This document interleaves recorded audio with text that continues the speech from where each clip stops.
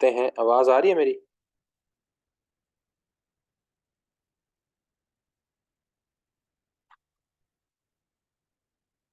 Okay.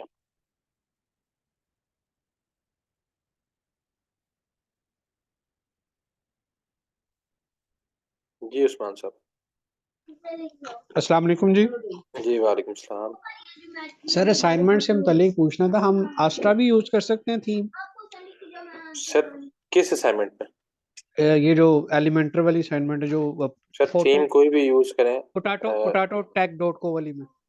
Theme कोई भी use करें, पेज बिल्डर से वेबसाइट बनी होनी चाहिए। तो बेहतर यही है कि आप हेलो एलिमेंटर यूज करें बजाय कि एस्ट्रा के। बनानी जब एलिमेंटर से है तो कोशिश करें कि हेलो एलिमेंटर यूज करें। थीम कोई भी मैंने आप लोगों को बताया कि यूज हो सकता है, बस उसके अंदर ये आप लोगों ने ख्याल रखना है कि वो एलिमेंटर कंपैटिबल थीम हो। That's it. पेज बिल्डर जो है वो एलिमेंटर होना चाहिए। जी जी। अच्छा सर, इसमें कुछ जैसे कि आज मैं कोशिश कर रहा था, तो पिक्चर जिस तरह से हम उसको मैक्सिमाइज और वो करते हैं, छोटा बड़ा करते हैं और वो हम्म। बंद होती है, और जैसे उसकी सेटिंग्स है वो हमारे से नहीं, मेरे से तो नहीं हो पा रही, मतलब मुझे समझ नहीं आ रही थी। कौन काफी सी ट्राई सेटिंग? किया। जैसे जैसे जैसे sir page main home page है, तो उसके ऊपर जो हम पिक्चर्स लगा रहे हैं, अब उसमें एक कंटेनर लगा हुआ है डबल कॉलम का ना। रेटोटेक की बात कर रहे हैं? जी पोटैटो टैग की बात कर रहा हूँ। कौन से सेक्शन की बात कर रहे हैं? अब ये देखें सर, ये सबसे ऊपर ही दो सेक्शन है जिसके अंदर हम्म बैकग्राउंड इमेज लगी हुई है। हम्म एक चीज ये बैकग्राउंड हम्म पीछे एक इमेज लगी हुई है, इसके हम्म मुताबिक एक तो सेट नहीं हो पा रही थी। हम्म। दूसरा, जब नीचे हम वो लगाते हैं वो भी इमेज, तो वो ओवरराइड कर देता है।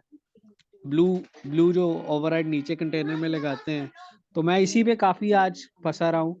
तो ये उस तरह से बैलेंस नहीं हो पाया, मेरे से तो नहीं हो पाया। अच्छा चले, एक दो स्टूडेंट्स ने वैसे करके जो है ना वो ग्रुप में भेजा है। तो जी जी, आप वो लोग एक दूसरे से मोइज साहब हम्म। और एक है, उन्होंने आपस शेयर तो जी किया जी। है। तो उधर ना आप लोग वो इसलिए बने हुए ग्रुप से एक दूसरे के साथ शेयर कर लिया करें कि ये चीज़ नहीं हो रही तो कैसे आपने कैसे की है, ये किस तरह से वो आप लोगों के साथ स्क्रीनशॉट शेयर कर दें। बाकी ये है कि एक दफ़ा असाइनमेंट जिस तरह से बनती है बनाएं, उसके ये इसी वजह से ही असाइनमेंट्स होती हैं कि ताकि इनके ना आप ऑप्शन एक्सप्लोर करें। बैकग्राउंड के डिफरेंट ऑप्शन है, मैंने आप लोगों को एक्सप्लोर करके दिखाए थे। अच्छा पोजीशनिंग सर, आप डिफरेंट चेंज कर सकते हैं, वो भी ठीक लेक्चर के हो अंदर है। गया। अच्छा सर, इसमें ये जो ऊपर लोगो लगा हुआ है, जैसे पोटाटो से पहले वो कर्ली बार्स लिखी हुई आ रही हैं, हम्म। वो लोगो लगा हुआ है ना सर कोई? जी ये लोगो है, इमेज है ये। तो ये जब हम इमेज, नहीं ये नहीं सर, ऊपर जो सर टैब में, ऊपर किधर? टैब में, जहाँ ऊपर टैब में गूगल क्रोम के टैब ये में। हाँ हाँ, यस। ये फेव आइकन है, फेविकॉन। ये तो नहीं सर डाउनलोड होता, कि ये भी डाउनलोड होता है इमेज डाउनलोडर में? यार मेरा नहीं ख्याल कि ये डाउनलोड होता होगा। हाँ, ये नहीं आता, और ये फिर हाँ, हम ऐड भी, ये नहीं आता। एक चीज चलें, ये इसी या कुछ मैं, और ऐड कर दें, ये ऐड कर दें, छोटे से ये अच्छा ऐड मतलब करते कोई हैं। भी ठीक है। हाँ जी हाँ अच्छा जी। सर, एक और चीज सर, इशू एक ये आ रहा है कि लेट्स सपोज, अब हम, लेट्स सपोज मैंने एक काम एक जगह किया, तो मैं उसी को लेके साथ चलना चाहता हूँ कि मैं मतलब घर हम्म बैठ के करना है। तो हम्म आपने कहा था कि माइग्रेशन का मैं बाद में हम्म बताऊंगा। अब हम्म मैंने एक काम किया है, मतलब कहीं दफ्तर में बैठ के या कहीं, तो मैं हम्म। चाहता हूँ कि मैं वो साथ लेके चलूँ, जो मतलब जहाँ भी बैठूँ मैं वो काम कर सकूँ। तो तो उसके लिए उसके सर लिए अगर, फिर आपको ना लाइव जो है ना वो जाना पड़ेगा। जिस तरह से ये मोहित साहब हैं, ये मेरे ख्याल कुछ सर्विसेज दे रहे थे, उन्होंने हाँ जी, मुझे वो एक उन्होंने पर्सनल लिखा मैसेज किया था। जी लिखा जी। तो था उन्होंने कि मेरे किसी को वो चाहिए, लेकिन अगर सर मैंने, अगर आप थोड़ा सा ये पहले बता दें कि मतलब जो एक काम करे, अगर वही मैं लेके कहा कि नहीं असल में साथ ना बिल्कुल। उसका वो एक अच्छी अप्रोच नहीं है कि आप उसको माइग्रेट करते रहें हर टाइम। अच्छा। मतलब वो माइग्रेशन तो ये होता है ना कि आपने वेबसाइट पूरी की पूरी माइग्रेट करनी है, तो वो एक अच्छी अप्रोच नहीं है कि आप उसको वहाँ पे जो ऑफिस काम कर रहे हैं वो रोज का रोज आप लेके आए और फिर रोज को रोज यहाँ पे आके आप माइग्रेट करें। तो I would not recommend that कि आप वो करें। उससे बेहतर आपके पास ना डिफरेंट लाइव जो है ना वो फ्री होस्टिंग पड़ी होती है, जिस तरह से ये बड़ी चलती थी 000 वेब होस्ट के नाम से ना। इस तरह की आपके पास डिफरेंट जो है ना वो पड़ी होती हैं जो आपके पास ये फ्री होस्टिंग आपको प्रोवाइड करती है। ठीक है, ये फ्री वर्डप्रेस होस्टिंग आपको प्रोवाइड करते हैं, तो बेहतर ये है कि आप इस तरह की कोई सर्विस ले लें जो आपको फ्री जो है वर्डप्रेस की होस्टिंग प्रोवाइड कर दे। अदरवाइज ये हो सकता है कि आप कोई 2000 3000 में जो है ना वो GoDaddy के कूपन्स लगा के होस्टिंग प्लस डोमेन उस पर मिल सकती है, तो उस पर काम कर लें। तो वो उसका सोल्यूशन यही है कि अगर आप ये चाहते हैं कि कहीं भी बैठ के काम कर सकें तो वो लाइव जो है ना वो होस्ट होनी चाहिए वेबसाइट। उसका ये बेहतर सोल्यूशन है, वो जो माइग्रेशन है उसका ये सोल्यूशन नहीं है। जी अरूज। अस्सलाम वालेकुम। जी वालेकुम सलाम। सर मुझे ये पूछना था, मैंने होम पेज बनाया है, लेकिन जैसे हम्म बैकग्राउंड में पिक्चर आ रही है जो हमने वेबसाइट बताई है जिसमें सिंबल्स हैं, हम्म। वो नहीं आ रहा है। ये वो आपके पिक्चर तो आ पास, गई। हाँ जी। पिक्चर आ गई फिर। जी, ये पिक्चर तो आ गई है जिसमें ये हम्म फेसेस बने हुए हैं, लेकिन ये हम्म। जो सिंबल बने हुए हैं ना तो ये बैकग्राउंड बैकग्राउंड पे। है ना, ये तो बैकग्राउंड है, ये इमेज है। ये भी वेबसाइट से नहीं हो रहा जी मेरे जी, पास डाउनलोड? ये देखें, ये मेरे सामने मैं आपको दिखा रहा हूँ, जी ये जी। पढ़िए, ये पढ़िए, अच्छा, इसको ये डाउनलोड करें। हाँ जी, इसको सही। डाउनलोड करेंगे तो ये आपके पास ये इमेज है, इसको ओपन करें। मतलब मैं तो वेबसाइट पे गई थी, वहां पे मैंने कॉपी करने की कोशिश की, वहां ये से नहीं देखें, हुआ। जी ये जी। देखें, तो ये पड़ा हुआ है बैकग्राउंड पूरा का पूरा। वेबसाइट पे जाके फिर जी जी, डाउनलोड हो जाएगा वेबसाइट पे ये? जाके ये इमेज डाउनलोडर एक्सटेंशन मैंने बताई है, उस जी पे जी। चले जाएं तो ये आपके पास सारी इमेजेस आ जाती हैं, बैकग्राउंड की इमेज भी आ ठीक जाती है। है। ये देखें, ये ब्लू वाली भी पड़ी है, ब्लू जी बैकग्राउंड में, सिंपल वाइट बैकग्राउंड में भी पड़ी है, तो ये जी आप उठा सर। सकते हैं यहाँ से। और एक और क्वेश्चन है, नीचे आके ना 5 जो कॉलम का एक वो आ रहा है, कंटेनर आ रहा है जिसमें इजी पैसा और वो लिखा हुआ है हम्म। एमसीबी वगैरह। वो हम्म। 4 का तो दिख शो कर रहा है, 5 का नहीं शो कर रहा। जहाँ जब पे मैंने 4 ऐड का हो किया रहा था, है वहीं पे ऑप्शन होगा, क्या ऐड किया आपने? मैंने 4 कॉलम का वो कंटेनर ऐड किया है। तो तो उसके 4 अंदर का तो कॉलम आगे एक 5। कॉपी करके पेस्ट करते हैं, डुप्लीकेट करते हैं कॉलम को। सर वो साइड में पेस्ट नहीं हो रहा, वो नीचे हो रहा है, ऊपर हो रहा है विड्थ या नीचे कम हो रहा है, करें, साइड में नहीं हो विड्थ रहा। कम करें, विड्थ कम करें, 20%, अच्छा। 20%, 20%, 20%, 20%, टोटल मैंने आपको बताया था कि 100% होगी। अब जो ठीक है। आपके पास चार है उनकी विड्थ है 25, 25, 25, 25, जी तो जी। 100 पहले ही पूरी हो रही है। ठीक है, जी तो सर। उनको 20, 20, 20, 20, 20 करेंगे तो फिर जाके वो 5 एक लाइन रहेंगे। जी सर, थैंक यू सर, बस यही नो मसला हो रहा था। Problem, no problem. अच्छा जी, और किसी को कोई क्वेश्चन? चलें जी आगे, फिर अब हम मूव करते हैं। कल हमने जो है वो कॉमर्स स्टार्ट किया था, वो कॉमर्स के अंदर जो है वो हम लोगों ने देख लिया था कि प्रोडक्ट्स किस तरह से ऐड होते हैं, कैटेगरीज टैग्स वगैरह हमने देख लिए थे, एट्रीब्यूट्स जो है वो हम लोगों ने देख लिया था कि एट्रीब्यूट्स क्या एक्शन जो है वो आप परफॉर्म करते हैं, वेरिएशन में यूज होते हैं, वो आप यहाँ पे भी ऐड कर सकते हैं, नेम स्लग उस तरह डाल के, तो आप उनको फिर हर प्रोडक्ट में एक्सेस कर पाएंगे। इस तरह से आपके पास यहाँ पे रिव्यूज शो हो जाएंगे, जो भी आपके प्रोडक्ट पे रिव्यूज आएंगे, इस तरह से आपके कमेंट्स होते हैं यहाँ पे आपके जो है वो शो हो जाएंगे, उनको आप चाहें तो अप्रूव करें, चाहें तो स्पैम में डालें, चाहें तो पेंडिंग में डालें। तो ये आपके पास प्रोडक्ट्स थे जो हम लोगों ने कल ऐड कर लिए थे, और ऐड करने के बाद हमने थोड़ा सा एक प्रोसेस भी देख लिया था कि किस तरह से जो है वो आपका ऑर्डर प्लेस होगा। ठीक है, बाकी प्रोडक्ट्स की अगर हम बात करें तो ये आपके पास इस तरह से जो है वो ऑल प्रोडक्ट्स पे जब आप जाएंगे तो आपको यहाँ पे जितने प्रोडक्ट्स आप लोगों ने ऐड किए होंगे वो आपको यहाँ पे जो है वो शो हो जाएंगे, और फिर आप चाहें तो उनको डाउनलोड कर लें। ये देखें, ये है, ये इसका SKU है, ये इन स्टॉक है, ये इसकी प्राइस है, categories and tags and date है, और इनको आप डुप्लीकेट भी कर सकते हैं, एडिट भी कर सकते हैं, डिलीट भी कर सकते हैं, व्यू भी कर सकते हैं। और फिर अगर आप इनको जो है वो चाहें तो मैंने आपको बताया था कि आप इसको एक्सपोर्ट भी कर सकते हैं, यानी कि एक CSV फाइल में आप इनको सारों को डाउनलोड भी कर सकते हैं, जिसके अंदर ये सारे जो है वो कॉलम आपके पास आ जाएंगे। आप यहाँ पे बता भी सकते हैं कि आपने कौन से करने हैं, अदरवाइज छोड़ देंगे तो सारे आपके पास हो जाएंगे। एक्सपोर्ट कुछ कॉलम्स करने हैं वो भी बता सकते हैं, कौन से प्रोडक्ट करने हैं वो भी बता सकते हैं, कैटेगरीज वाइज करने हैं तो वो भी बता सकते हैं, और ऑल कस्टम मेटा करना है तो वो भी बता सकते हैं। तो आपके पास ये जनरेट हो जाएगी एक CSV फाइल, और यहाँ पे आपके पास ये डाउनलोड हो जाएगी। ठीक है, फिर इसी फॉर्मेट में आपको जो है वो यहाँ पे प्रोडक्ट अपलोड करने पड़ेंगे, इसी के अंदर आपको लिस्ट बनानी पड़ेगी, इसी फॉर्मेट के अंदर अपलोड। फिर आप यहाँ पे आके इंपोर्ट करेंगे, इंपोर्ट करके आप ये फाइल अपलोड कराएंगे तो आपके पास ये जो है वो यहाँ पे प्रोडक्ट ऐड जितने भी इस फाइल के अंदर होंगे वो एट वंस ऐड हो जाएंगे, आपको वन बाय वन ऐड नहीं करने पड़ेंगे। ठीक है, यहाँ पे आप इसको कराएंगे। अगर एग्जिस्टिंग प्रोडक्ट को आप अपडेट भी कर सकते हैं कि ID या SKU अगर मैच हो रही है तो एग्जिस्टिंग प्रोडक्ट को अपडेट कर दे रहे हैं, और फिर कंटिन्यू कर दें तो आपके पास जो प्रोडक्ट्स होंगे जो न्यू होंगे वो ऐड हो जाएंगे, और जो पुराने होंगे वो अपडेट हो जाएंगे। अगर आपने कोई प्राइसिंग अपडेट की है या कुछ भी और चीज़ अपडेट की हुई है तो वो जब आप ये फाइल अपलोड करेंगे तो वो ये जो आपके प्रोडक्ट्स हैं ये क्या हो जाएंगे, अपडेट हो जाएंगे। तो ये हम लोगों ने कल देख लिया था कि किस तरह से आपके पास प्रोडक्ट होता है। उसके बाद हमने यहाँ पे जाके देख लिया था कि आपके पास ऑर्डर का प्रोसेस किस तरह से चलता है, और जो आपके सारे के सारे टेम्पलेट्स थे ये मैंने आपको बताया था कि ऑलरेडी जब वूकॉमर्स आप इंस्टॉल करते हैं तो ये थीम के अंदर पड़े होते हैं, वूकॉमर्स जो है वो ले आता है, लेकिन उन थीम की स्टाइलिंग को वो फॉलो करता है। जो भी आपके पास जो है वो यूज़ हो रहे होंगे फ़ॉन्ट्स वगैरह, और ये सारे वो वूकॉमर्स के अपने नहीं होंगे, बल्कि वो थीम के हिसाब से ही यूज़ हो रहे होंगे। इस तरह से कलर्स हैं, साइज़ है, तो ये हर थीम के हिसाब से जो है वो आपके पास स्टाइलिंग सेपरेट होगा। ऐसे नहीं हो सकता कि ये अगर एक ही तरह का है तो अब सारे पे थीम्स में जो है वो एक ही तरह का यूज़ होगा। और आपको मैंने ये बताया था कि आप एलिमेंटर के अंदर भी इनको चाहें तो आप इनको जो है वो एडिट कर सकते हैं किसी भी तरीके से। ठीक है, मतलब एक पेज आपने एलिमेंटर के अंदर बनाया और उसके अंदर आप अपने जो प्रोडक्ट शो करवाना चाह रहे हैं। ठीक है, और मैंने आपको यही बताया था जब हमने थीम बिल्डर की बात की थी, तो थीम बिल्डर के अंदर मैंने आप लोगों को ये जाके दिखाया था कि उसके अंदर आप चाहें तो ये जो प्रोडक्ट पेज का टेम्पलेट है वो भी आप एडिट कर सकते हैं। ठीक है, उसके अंदर ये भी आपके पास ऑप्शन अवेलेबल था। ये देखें सिंगल प्रोडक्ट का पेज अवेलेबल है। ठीक है जी, ये सिंगल प्रोडक्ट का पेज अवेलेबल है, प्रोडक्ट्स आर्काइव का, इसके ऊपर सारे प्रोडक्ट्स आपको शो होंगे, वो उनको भी आप एडिट कर सकते हैं, और सिंगल प्रोडक्ट के पेज को भी एडिट कर सकते हैं कि कहाँ पे आपने इमेजेस शो करवानी है, कहाँ पे आपने ये टाइटल शो करवाना है, कहाँ पे प्राइस शो करवानी है, कहाँ पे डिस्क्रिप्शन करवानी है, कहाँ पे वेरिएशन शो करवानी है, सारी चीज़ें आपके पास ऑप्शन अवेलेबल होते हैं। इसी तरह से अगर हम एलिमेंटर के ऊपर आते हैं, यहाँ पे हम ऐड करते हैं एक न्यू पेज।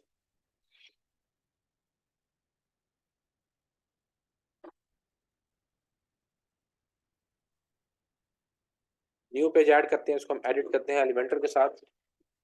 तो आपके पास वो कॉमर्स के जो सारे ऑप्शन है वहाँ पे अवेलेबल होते हैं। आप डाल दें, कार्ट की फंक्शनैलिटी डाल दें, उसके अंदर आप चेकआउट की फंक्शनैलिटी इंसर्ट कर दें, आप प्रोडक्ट्स जो है वो इंसर्ट कर दें, जो भी आप करना चाहें वो आप इजीली जो है वो उसके अंदर परफॉर्म करके उन पेजेस को जो है वो एडिट कर सकते हैं और क्रिएट कर सकते हैं। ठीक है, इस तरह से कार्ड का पेज मैंने आपको बताया था कि आपके पास कार्ड का पेज है, इसके अंदर कुछ भी नहीं होता, इसके अंदर इन्होंने सिंपल जो है वो अपने शॉर्ट कोड चूज करके इसको कार्ड की फंक्शनैलिटी दे देता है। तो जैसे ही ये पेज जो है वो सॉरी वो कॉमर्स जब आप इंस्टॉल करते हैं तो ये कार्ड का पेज उन्होंने ये देखें ऑटोमेटिकली जो है वो इस तरह से करके जो है वो इसको दिया हुआ होता है, इस तरह से उसको इन्होंने स्टाइल किया हुआ होता है, ये देखें। ठीक है, और इसको अगर आप यहाँ पे इसका जो है वो करें, कोड एडिटर ओपन करें, तो यहाँ पे आपको ये कोड भी इसका सारे का सारा शो होगा कि इन्होंने किस तरह से जो है वो इसकी कोडिंग की हुई है।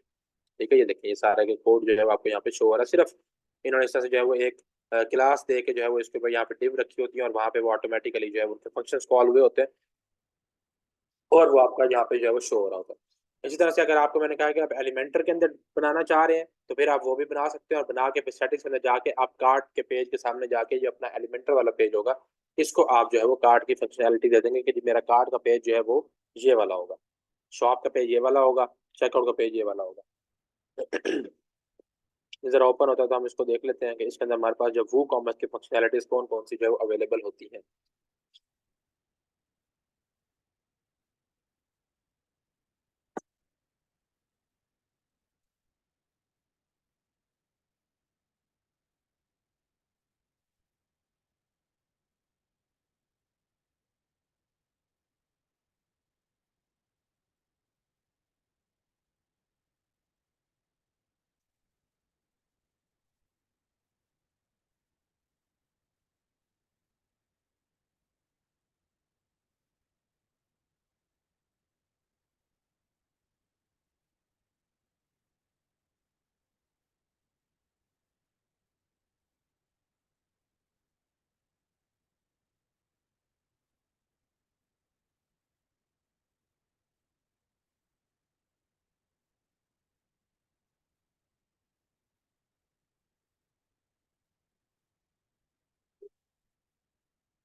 सेफ मोड में कर लेते हैं, अगर सेफ मोड में आ जाता है तो।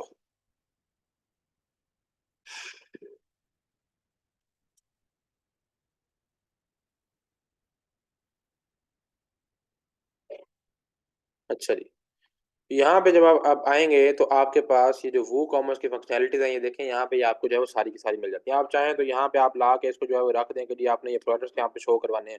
ठीक है जी, कितने करवाने हैं, कितने कॉलम्स होने चाहिए, कितनी रो होने हैं, कितने प्रोडक्ट यहाँ पे शो करवाने हैं, वो आप करवा सकते हैं।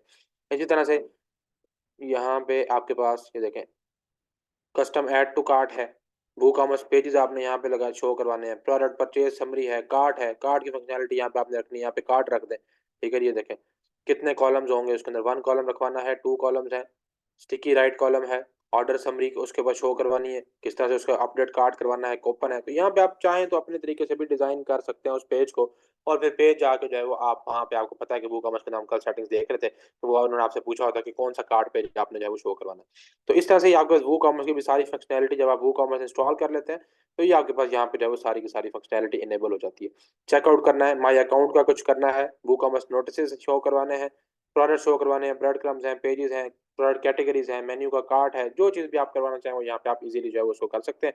देन आप इसके अंदर प्रॉपर डिजाइन कर सकते हैं एलिमेंटर के अंदर जिस तरह भी आप करना चाहें। अच्छा जी, प्रोडक्ट हम लोगों ने कल ऑर्डर प्लेस किया था, उसके बाद हम यहाँ पे आ जाते हैं ऑर्डर्स पे। कल जो हमने ऑर्डर प्लेस किया वो आपके पास यहाँ पे जो है वो आ गया था, ये हम लोगों ने यहाँ तक कर लिया था कि जैसे ही हम उस प्रोडक्ट पे गए, प्रोडक्ट पे हमने ऑर्डर प्लेस किया, ऑर्डर आया ऑन होल्ड, यहाँ पे इसका स्टेटस है। ठीक है, 23 आवर्स को आया था, 22:50 है और डायरेक्ट आया। ठीक है, अब यहाँ पे आप इसका जो है वो डिफरेंट इसके ऊपर जो है वो एक्शन परफॉर्म कर सकते हैं। आप इसका स्टेटस चेंज कर सकते हैं, प्रोसेसिंग पे कंप्लीट कर सकते हैं, कैंसिल कर सकते हैं, डिलीट कर सकते हैं, इसका पर्सनल डाटा रिमूव कर सकते हैं। ये सारे एक्शन जो है वो आप इसको परफॉर्म कर सकते हैं। मतलब आपने यहाँ प्रोसेसिंग पे कर दिया, आप इसको अप्लाई करें तो ये आप किस पे हो जाएगा, ये यहाँ पे प्रोसेसिंग पे जो है वो चला जाएगा। इसको आप जो है वो ओपन कर सकते हैं इस ऑर्डर को। ठीक है, इसके ऊपर सारी आपके पास डिटेल्स आ जाएंगी जी कि इसके ऊपर क्या क्या चीज़ें जो है वो ये ऑर्डर के अंदर जो है वो एक्शंस परफॉर्म हुए हैं, कौन कौन सा प्रोडक्ट है। ये देखें जनरल स्टेटस या प्रोसेसिंग है, स्टेटस यहाँ से भी चेंज कर सकते हैं, ये बिलिंग है, ये शिपिंग एड्रेस है, ऑर्डर नंबर 47, आइटम कौन सा, शॉर्ट स्लीव है, फ्लैट रेट इस पे लगा है 250 शिपिंग का, तो 2000 ये है, शिपिंग का 250 है, टोटल ये बनता है, पेड ये। रिफंड कर सकते हैं, डाउनलोडेबल प्रोडक्ट परमिशन होगी तो यहाँ पे एक्सेस ग्रांट कर देंगे जब आपको वो पे कर देगा। कोई और कस्टम फील्ड है तो वो यहाँ पे शो हो जाएंगी। अदरवाइज यहाँ पे राइट साइड पे आ रहे हैं तो यहाँ पे भी आप एक्शन परफॉर्म कर सकते हैं। ईमेल भेज दें उसको, कस्टमर को, न्यू ऑर्डर नोटिफिकेशन रीसेंड कर दें, डाउनलोड परमिशन रीजनरेट कर दें। इस तरह से ऑर्डर एट्रीब्यूशन है वो आपको यहाँ पे शो हो जाएगी। ओरिजिन कहाँ से है, डेस्कटॉप, पेज व्यूज कितने किए इस बंदे ने, ठीक है जी, कस्टमर हिस्ट्री कितनी है, टोटल ऑर्डर उसने कितने किए, टोटल रेवेन्यू कितना है, एवरेज ऑर्डर वैल्यू कितनी है। ऑर्डर नोट्स यहाँ पे जो है वो सारे शो हो रहे होंगे, क्या क्या एक्शन परफॉर्म हुए। Stock hold of 10 minutes applied to this, stock hold of 10 minutes applied, 10 minutes applied, stock hold हो रहा है। Order status change from draft to pending payment, stock level reduced, ठीक है जी, स्टॉक लेवल रिड्यूस हो गया, 100 से कितना हो गया, 99 हो गया।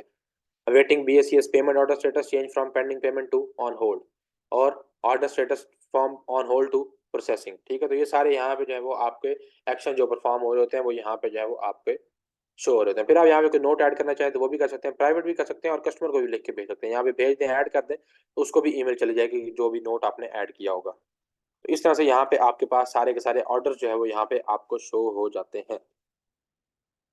जो भी आपके ऑर्डर आएंगे वो आपको यहाँ पे वो काम उसके ऊपर शो हो जाएंगे, ठीक है। आप ऐड ऑर्डर भी कर सकते हैं चाहें तो, और बाकी मैंने आपको दिखा दिया कि आप कौन कौन से एक्शन जो है वो इनके ऊपर परफॉर्म जो है वो कर सकते हैं। ये वाला एक्शन आपके पास यहाँ पे डिफरेंट है, चाहे तो डिलीट कर दें, कैंसिल कर दें, कंप्लीट कर दें, ऑन होल्ड कर दें, प्रोसेसिंग कर दें, whatever you want to do आप यहाँ पे कर सकते हैं। उसके बाद आप आ जाए कस्टमर्स पे।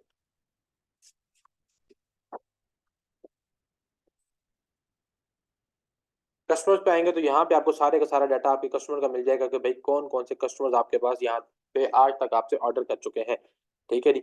यहाँ पे आप ऑल कस्टमर बता सकते हैं, सिंगल कस्टमर, एडवांस फिल्टर्स भी लगा सकते हैं, कस्टमर को यहाँ पे सर्च भी कर सकते हैं, ठीक है जी। ये देखें, ये यूजर नेम है, ये आपके पास लास्ट एक्टिव है, डेट रजिस्टर्ड थी, ये इसकी ईमेल है, ये ऑर्डर है, टोटल स्पेंड कितना किया है और एवरेज ऑर्डर वैल्यू कितना है। और इसको आप चाहें तो डाउनलोड भी कर सकते हैं, और ये चीज़ें भी आप इनको जो है वो इनेबल डिसेबल भी कर सकते हैं। आपको कौन सी चीज़ जो है वो यहाँ पे कस्टमर की चाहिए वो भी आप यहाँ पे ऊपर जो उसके कॉलम है उसको आप यहाँ पे चाहें तो इनेबल भी कर सकते हैं और डिसेबल भी कर सकते हैं। मतलब आपको जो है वो उसका लास्ट एक्टिव नहीं देखना या डेट रजिस्टर्ड नहीं देखनी तो आप इसको हटा दें तो वो यहाँ से हट जाएगी, ठीक है। देखनी है तो वो यहाँ पे आप शो भी करवा सकते हैं। तो यहाँ पे आप चाहें तो डाउनलोड भी कर सकते हैं, आपका फाइल जो है वो कस्टमर्स की डाउनलोड हो जाएगी। देन आप आ जाए रिपोर्ट्स पे। तो यहाँ पे आपके पास जो है वो रिपोर्ट्स होती हैं, इन डिटेल्ड रिपोर्ट आपके पास एनालिटिक्स के अंदर होती है, लेकिन कुछ रिपोर्ट्स आपके पास यहाँ पे आ रही होती हैं जो ऑर्डर्स, कस्टमर्स और स्टॉक की आ रही होती है, ठीक है जी। ऑर्डर्स आपके पास आ रहे होते हैं sales by date, sales by product, sales by category, coupons by date और कस्टमर डाउनलोड्स के ये कितने कितने जो है वो आपके पास हुई हैं। लाइक सेल्स बाय प्रोडक्ट आपके पास कितनी हुई है, सेल्स बाय कैटेगरी आपके पास कितनी हुई है, कूपन्स आज तक कितने यूज हो चुके हैं और कस्टमर ने डाउनलोड जो है वो कितने किए। तो यहाँ पे ये आपके जो है वो इन्फॉर्मेशन शो हो रही होती है, और यहाँ पे आप जो है वो मतलब डेट भी दे सकते हैं कि कस्टम डेट जो है वो आप यहाँ पे दे लें कि यहाँ से यहाँ तक मुझे शो करा रहा है, या लास्ट 7 डेज का या दिस मंथ का, जहाँ पे भी आप जो है वो ये कस्टम भी जो है वो सिलेक्ट कर सकते हैं। मतलब आप कहें जी कि 2 तक, कहाँ से 1 से 2 तक, तो ये आपको यहाँ पे फिर कस्टम जो है वो शो करा दे देगा कि भाई कौन से प्रोडक्ट आपके हुए हैं कौन से नहीं। सेल्स पे प्रोडक्ट कस्टमर्स हैं,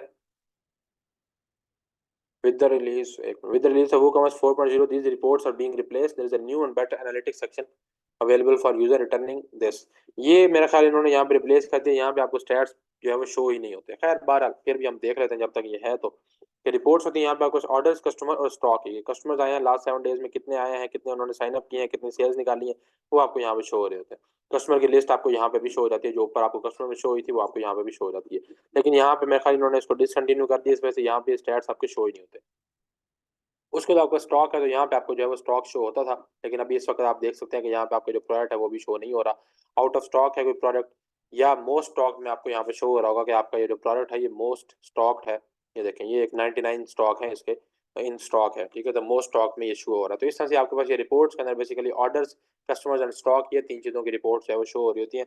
इनको हम मजीद एनालिटिक्स के अंदर देखते हैं, ये डिटेल्स में शो होती है, ठीक है जी। होम हमने कर लिया, orders, customers, report, setting, status extension कल कर चुके हैं, प्रोडक्ट्स भी हम लोगों ने कवर कर लिया। तो अब हम आ जाते हैं एनालिटिक्स पे। अब एनालिटिक्स है बेसिकली जहाँ पे आपकी डिटेल्ड रिपोर्ट जो है वो यहाँ पे आप एनालिसिस कर सकते हैं, ठीक है। आप ये देखें, परफॉर्मेंस, ओवरऑल टोटल सेल कितनी शो जनरेट हुई है, नेट सेल कितनी है, ठीक है। 250 आया आपके पास, डिलीवरी चार्जेस है वो माइनस हो गए, एक ऑर्डर आया, प्रोडक्ट कितने सोल्ड हुए हैं, वेरिएशन कितनी सोल्ड हुई है, ठीक है। यहाँ पे फिर आप इनको ये भी शो करवा सकते हैं कि भाई अगर एवरेज ऑर्डर वैल्यू भी मुझे चाहिए वो भी आपको यहाँ पे शो करवा दी जाएगी। इस तरह से रिटर्न आए हैं, डिस्काउंट है, नेट डिस्काउंट है, शिपिंग है, वो सारी चीज़ें भी आप यहाँ पे ऑन करेंगे अगर, तो वो यहाँ पे आपको ऑन कर दी जाएंगी, यहाँ पे आपके सामने आ जाएगी, ठीक है जी। Total sale, average order value, product sold, ये सारी चीज़ें होंगी। और यहाँ पे आप डेट भी बता सकते हैं कि month to date, last month, last week, yesterday, ठीक है जी, यस्टरडे की कर लें आपको यहाँ पे जो है वो यस्टरडे की शो करा देगा।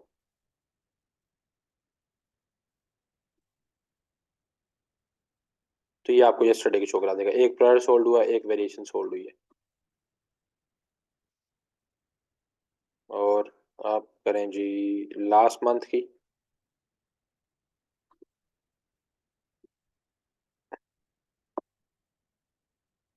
तो ये आपको लास्ट मंथ की दिखा रहा है, और अब आप करते हैं मंथ टू डेट। तो ये आपको इस मंथ की दिखा रहा है। चलें जी। अच्छा, उसके बाद आपके पास है चार्ट। अब यहाँ पे आपको डिफरेंट चार्ट्स हैं, जो भी मैंने आपको बताया उनको भी आप यहाँ पे चार्ट्स को ऑन कर सकते हैं और ऑफ कर सकते हैं, जो सा चार्ट आपको चाहिए। अब यहाँ पे आपको नेट सेल ऑर्डर्स के शो हो रहा है, ठीक है। सिर्फ दो चार्ट शो हो रहे हैं। आप चाहें तो इसके अंदर एवरेज ऑर्डर का करवा लें, टोटल आइटम सोल्ड का करवा लें, रिटर्न का करवा लें, ग्रॉस का करवा लें, टैक्सेस का करवा लें, डाउनलोड का करवा लें, ठीक है। तो ये भी आप चाहें तो आप इसको यहाँ पे जो है वो देख सकते हैं। अब जैसे हमने यहाँ पे एक और ऑन कर दिया तो आपको यहाँ पे शो हो गया ग्रॉस डिस्काउंटेड का। नेट सेल आपकी यहाँ पे निकली है जी 2000, देख लें यहाँ पे फेब 1 पे यहाँ पे डॉट आ रहा है। अब यहाँ पे आप अच्छा इसको चेंज भी कर सकते हैं। आप ये सही नहीं लग रहा, आप इसको यहाँ पे हिस्टोग्राम, इसके जो बार है वो चेंज कर लें कि भाई इस तरह से बार चार्ट मुझे शो हो, लाइन चार्ट मुझे सही नहीं लग रहा। तो आप यहाँ पे इसको भी देख सकते हैं। देन बाय डे देख सकते हैं या बाय वीक देख सकते हैं, ठीक है जी। वीक भी आप देख सकते हैं, पूरे वीक का आपको दिखाया जाए, या बाय डे यानी कि उस दिन का दिखाया जाए। अभी देखें यहाँ पे ये आपके पास आ रहा है वीक ऑफ फरवरी 1 में आपकी कितनी सेल हुई है, वीक ऑफ फरवरी 2, और देन आपको इस तरह से आगे चार्ट चलेगा, ठीक है जी। अच्छा जी, उसके बाद आप आ जाए लीडर बोर्ड। तो यहाँ पे आपका जो है वो लीडर बोर्ड आता है। एक मिनट, हम यहाँ पे इसकी तरह डेट सेट कर लें।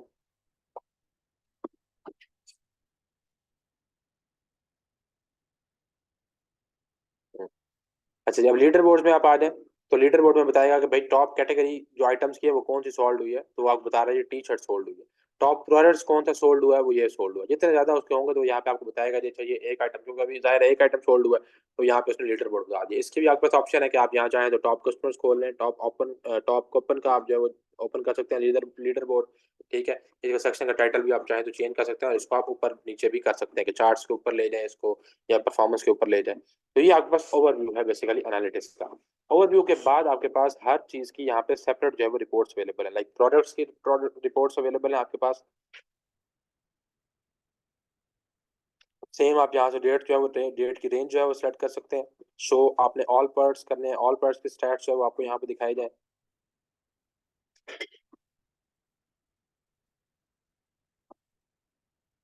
आइटम सोल्ड कितने हुए, नेट सेल्स कितनी है, ऑर्डर कितने हैं, ये देखें यहाँ पे 31 को आई है, ठीक है जी।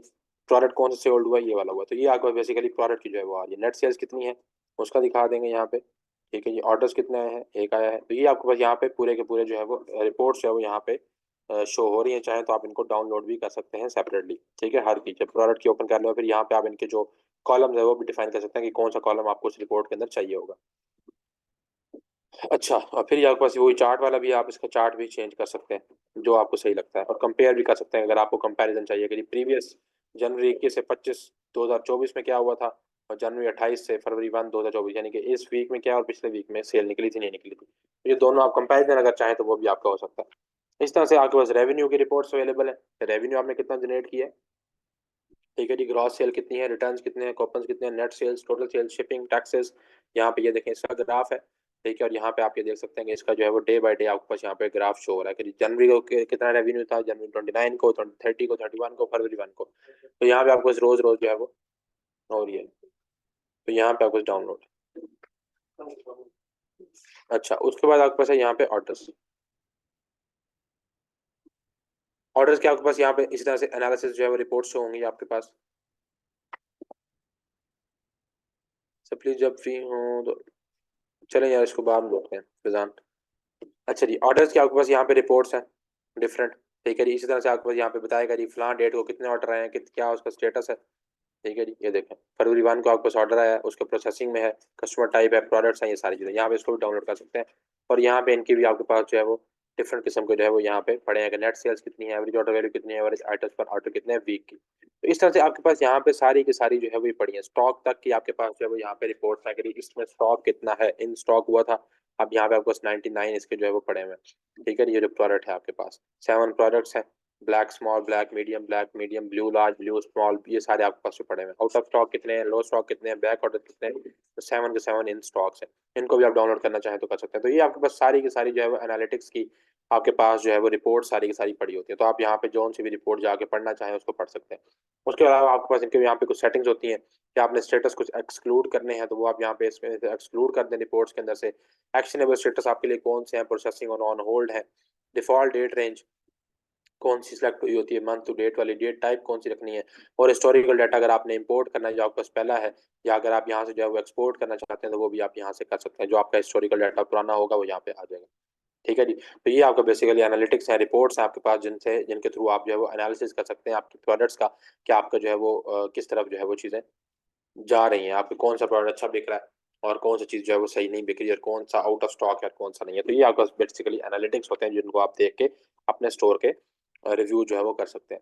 उसके बाद आपके मार्केटिंग है। मार्केटिंग में डिफरेंट यहाँ पे आपको चैनल्स और यहाँ पे जो एड ऑन्स हैं वर्डप्रेस के, सॉरी वो कॉमर्स के जो एक्सटेंशंस हैं वो आपको यहाँ पे शो हो रहे होंगे प्लगइन्स, वो आप चाहें तो कर सकते हैं। मेल चिम्प है, क्लेवियो है, ईमेल मार्केटिंग टूल है, टिकटॉक है, पिंटरेस्ट, गूगल लिस्टिंग एड, इनको आप जो है इंस्टॉल करके इनके जो टिकटॉक के साथ या ईमेल मार्केटिंग करना चाहें तो उसके साथ आप जो है वो इसको इंटीग्रेट करवा सकते हैं। उसके बाद जो इसके अंदर मेन चीज़ है वो आपके पास है कूपन, यानी कि आपके पास है डिफरेंट किस्म के डिस्काउंट्स। ठीक है जी। के डिस्काउंट जो है वो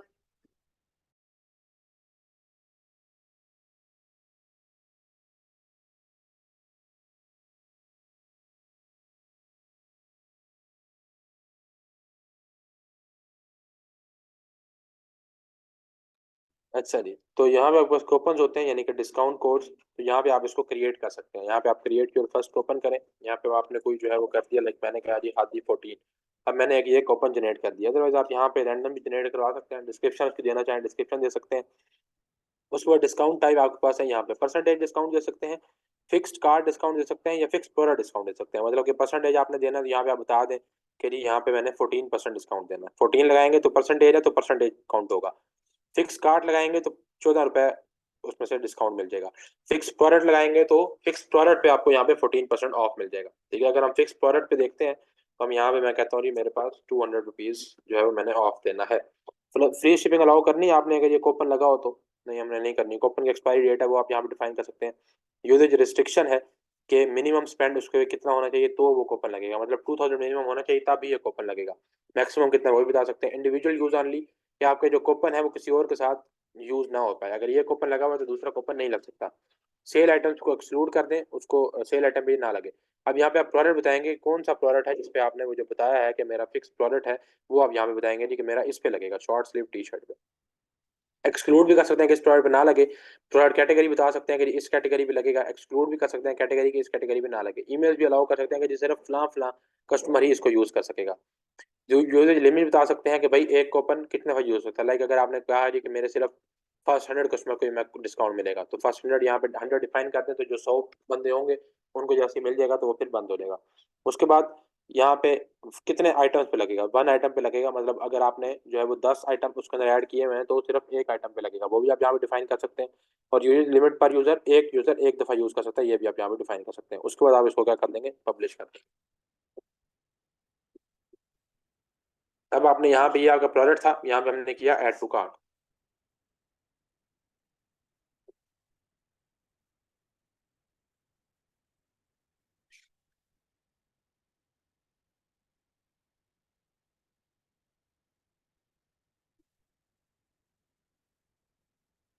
ऐड टू कार्ट किया, आपके पास यहाँ पे कार्ट में आ गया product.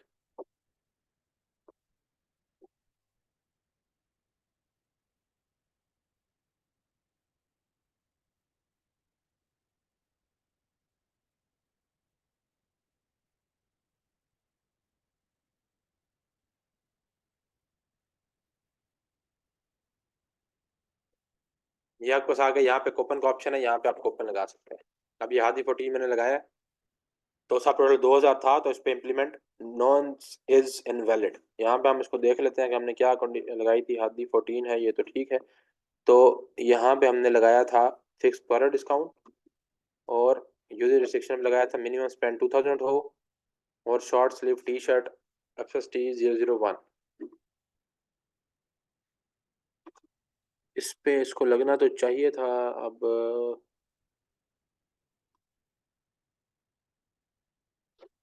Minimum spend for this coupon is 2000, तो 2000 तो कर लिया हमने।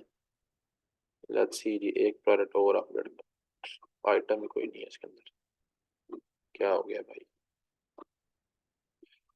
दोबारा ऐड करते हैं जी।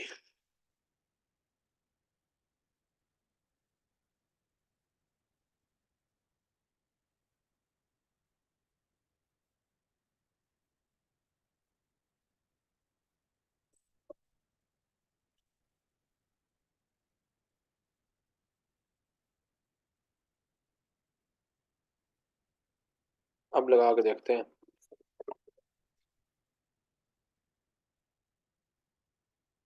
नहीं जी, लग गया बस। ठीक है, अब ये 14% जो है वो यहाँ पे इन्होंने क्या कर दिया, सॉरी 200 रुपीज जो है वो यहाँ पे हमने क्या कर दिया, डिस्काउंट दे दिया। क्या हो गया इसको, सेशन एक्सपायर हो गया। अच्छा, तो हमने यहाँ पे लगाया था कि जी आपका जब भी ये प्रोडक्ट लगे तो उस पर 200 रुपीज जो है वो डिस्काउंट देते हैं। तो हमारा यहाँ पे आप देख सकते हैं कि 200 रुपीज का डिस्काउंट जो है वो मिल गया। इस तरह से आप कूपन्स बना सकते हैं और यहाँ पे आप जितने मर्जी कूपन्स चाहें वो आप डिस्काउंट जो है वो उनको दे सकते हैं। ठीक है, ये देखिए फिक्स प्रोडक्ट डिस्काउंट है। इसी तरह से अगर आप इस पे जो है वो कर दें कि जी आपने 14% लगाना है तो वो भी आप यहाँ पे कर सकते हैं परसेंटेज, या फिक्स कार्ड लगानी है तो वो भी कर सकते हैं। ठीक है जी, तो ये आपके पास कूपन्स होते हैं। तो ये टोटल आपके पास सारी वो कॉमर्स का सेटअप कि किस तरह से आप जो है वो इसको ई कॉमर्स स्टोर अगर चाहें तो बना के भी दे सकते हैं, और अगर जो है वो आपके पास आ जाए तो आप मैनेज भी कर सकते हैं। इसके अंदर आप किसी को क्वेश्चन है वो कॉमर्स को तो बताएं, फिर हम आगे जो है वो मूव करते हैं।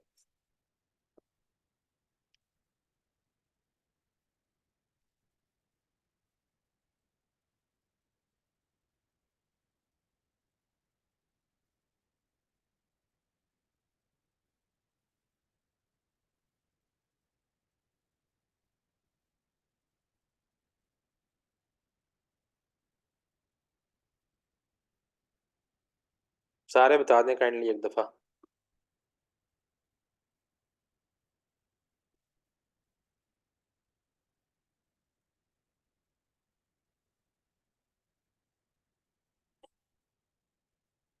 जब फ्री हो इससे वर्ड पे होस्टिंग रिलेटेड एरर का सोल्यूशन बता दें। जब साइट ओपन करता हूं तो यूआरएल आ रहा है 500, this request too long to process design और द सर्वर पर।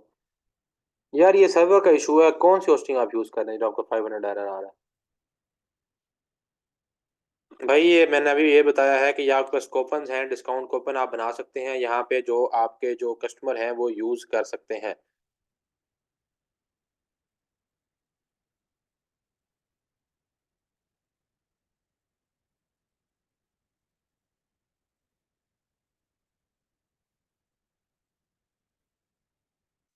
यहाँ पे अभी आप कूपन लगा सकते हैं। हादी 14 आपने यहाँ पे क्रिएट किया है, ऐड कूपन आप कर सकते हैं। अगर आप जिस तरह से अक्सर आपने देखा होगा कि इन्फ्लुएंसर्स कह रहे होते हैं कि जी आप हमारा कूपन लगाएं तो आपको यहाँ पे डिस्काउंट मिलेगा, तो आपने यहाँ पे जो नाम लिखना है वो पे यहाँ पे जो है वो आपका नाम लिखा जाएगा। ठीक है जी, और वो यहाँ पे फिक्स प्रोडक्ट डिस्काउंट है, कार्ड डिस्काउंट है, परसेंटेज डिस्काउंट है, जो भी डिस्काउंट देना चाहें वो आप दे सकते हैं। तो वो फिर जो भी कस्टमर आएगा वो आके इस ये अकाउंट डिस्काउंट कूपन जो है वो लगाएगा, तो उसके बाद हो जाएगा। यार मुझे नहीं पता फैजान ये कौन सी होस्टिंग है, नो SRV की होस्टिंग। तो अब आप उनकी सपोर्ट से बात करें तो वो ही ऐसा कुछ कर सकते हैं, क्योंकि उनके सर्वर का इशू है ये। आप उनकी सपोर्ट से बात करें तो उनकी ही होस्टिंग का इशू है, तो वो ही रिजॉल्व कर सकते हैं जो होस्टिंग वाले हैं। अच्छा जी, चलें अब हम आगे जो है ना वो थोड़ा सा मूव करते हैं कि बैकअप जो है वो अगर आपने लेना हो थोड़ा सा एडवांस चीज़ों की तरफ मूव करते हैं। साइट्स हम लोगों ने जितनी बनानी थी बना ली है। एलिमेंटर पे हमने वेबसाइट बनानी थी वो हमने बना ली।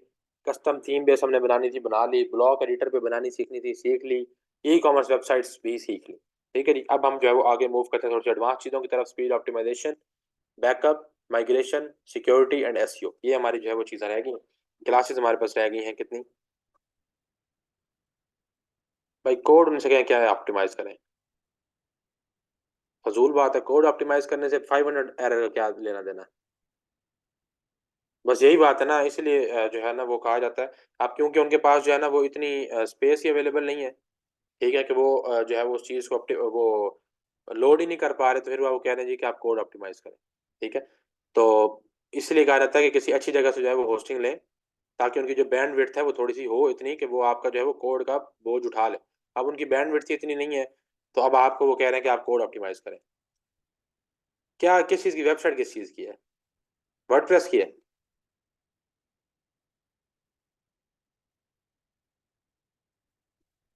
फजूल बात है ना, बैंडविड्थ अनलिमिटेड है तो फिर सर क्यों एरर आ रहा है? तो क्या कोई हैवी वेबसाइट बनाई है, क्या किया है? कितनी स्पेस कितनी दी थी उन्होंने?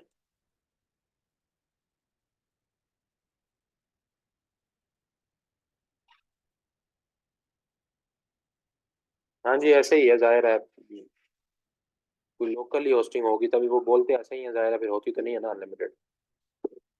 तो यार उसका अब यही है कि अब वो कह रहे हैं, तब आप कोई चीज़ें जो है वो अपने डिलीट करके या अनइंस्टॉल करके देख लें, वही ऑप्शन है, उसके अलावा तो ऑप्शन कोई नहीं है। इमेजेस जो है वो एक दफ़ा डाउन कर लें, ठीक है, बाद में अपलोड कर लीजिएगा, या कुछ प्लगइन्स जो है उनको डाउन कर लें, ठीक है, फिर बाद में उनको आप कर लीजिएगा जब वेबसाइट जो है वो लोड हो जाती है तो। अदरवाइज आई वुड सजेस्ट एक दफ़ा डाउन करें और उसके बाद फिर इस वेबसाइट को पूरी को माइग्रेट कर दें, इस पे ना रखें इस होस्टिंग पे।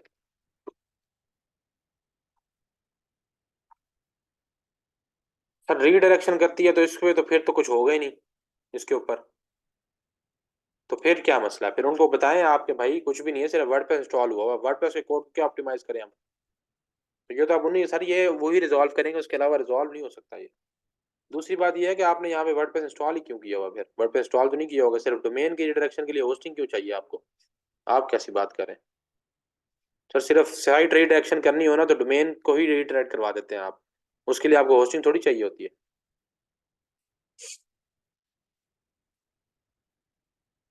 तो आपको होस्टिंग चाहिए ही नहीं है, आपने जहाँ से डोमेन ली है वहां पे जाके उस डोमेन को खाली रीडायरेक्ट करवा दें और होस्टिंग से छुटकारा हासिल करें। अच्छा जी, नो प्रॉब्लम। अच्छा जी, अब हम जो है वो आगे चलते हैं। अब हम देख लेते हैं सबसे पहले कि हमारे पास बैकअप सॉल्यूशन जो है वो कौन कौन से हैं, और अगर हमने वेबसाइट माइग्रेट करनी हो तो हमारे पास कौन कौन सा सॉल्यूशन जो है वो होता है। पहले हम देख लेते हैं कि प्लगइन के थ्रू हम वेबसाइट माइग्रेट किस तरह से कर सकते हैं। अब ये मैंने एक वेबसाइट बना ली है इस लिंक पे, ठीक है, ये usmangraphic.com, ये एक वेबसाइट है। अब इसको मैंने मूव करना है, ठीक है, मतलब किसी और लिंक पे मैंने मूव करना है, लाइक marketingwithhanzala.com पे मूव करना है, या किसी भी और जगह मूव करना है, या जिस तरह से ये आपने बनाई है localhost/batch7.com, और आपने उसको किसी और फोल्डर में मूव करना है, तो आप किस तरह से करेंगे? यहाँ पे आपकी जो वेबसाइट है इस पे आप आएंगे, यहाँ पे आप चाहेंगे एक प्लगइन इंस्टॉल करेंगे। स्टेप्स नोट कर लीजिएगा ताकि बाद में फिर आप लोगों को मसला ना आए। आप यहाँ पे जो आपकी वेबसाइट है जिसको आपने मूव करना है उस पे आके सबसे पहले आप प्लगइन इंस्टॉल करेंगे। कौन सा प्लगइन जी? All in one WP migration.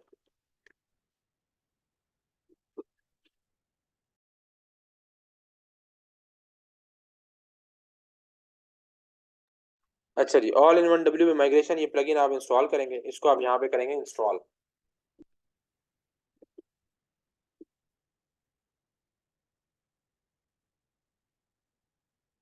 और आप इसको फिर करेंगे एक्टिवेट।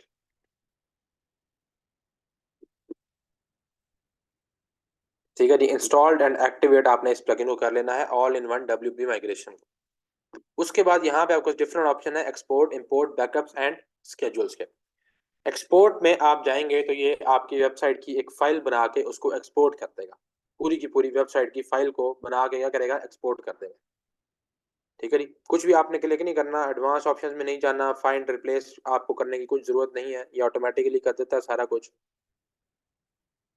एडवांस ऑप्शन में भी आपको जाने की कोई जरूरत नहीं है। इन केस कि अगर आपको कुछ पता है और आपने बताना है कि ये स्पैम कमेंट्स मुझे एक्सपोर्ट नहीं करने, पोस्ट रिवीजन एक्सपोर्ट नहीं करनी, ये फलां फलां चीज़ एक्सपोर्ट नहीं करनी, प्लगइन्स नहीं ले चाहिए, तो फिर आप इनको जो है वो करें। अदरवाइज आपको यहाँ पे करने की जरूरत नहीं है, आप सिंपली एक्सपोर्ट टू करके फाइल पे क्लिक करते हैं तो ये क्या करेगा?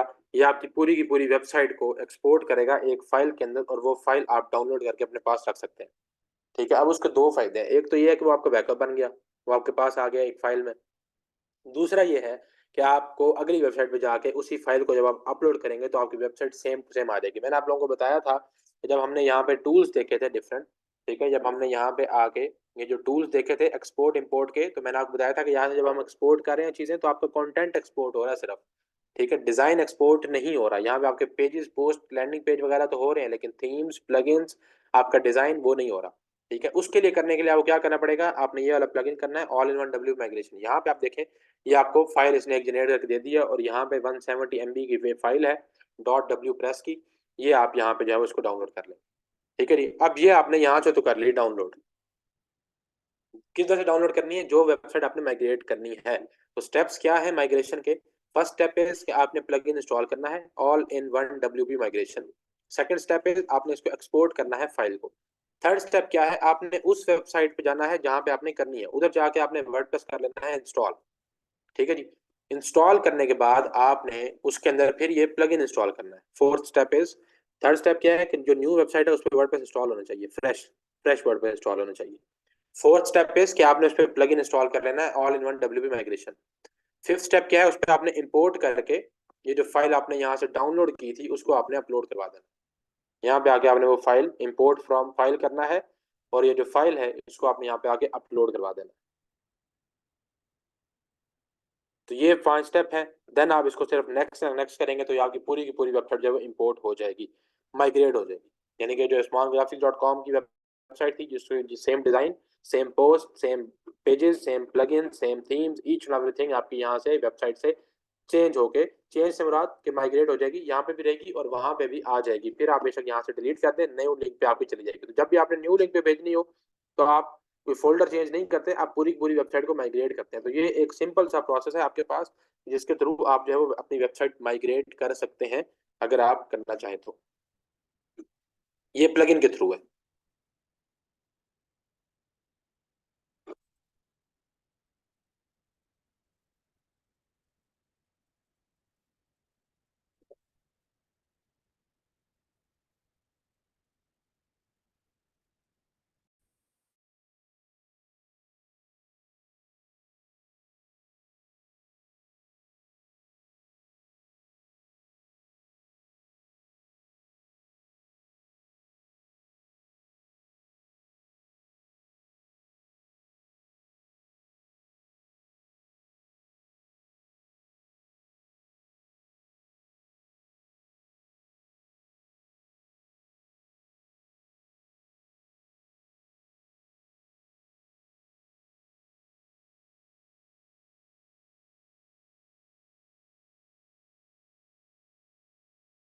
जी जी, पूछें पूछें question.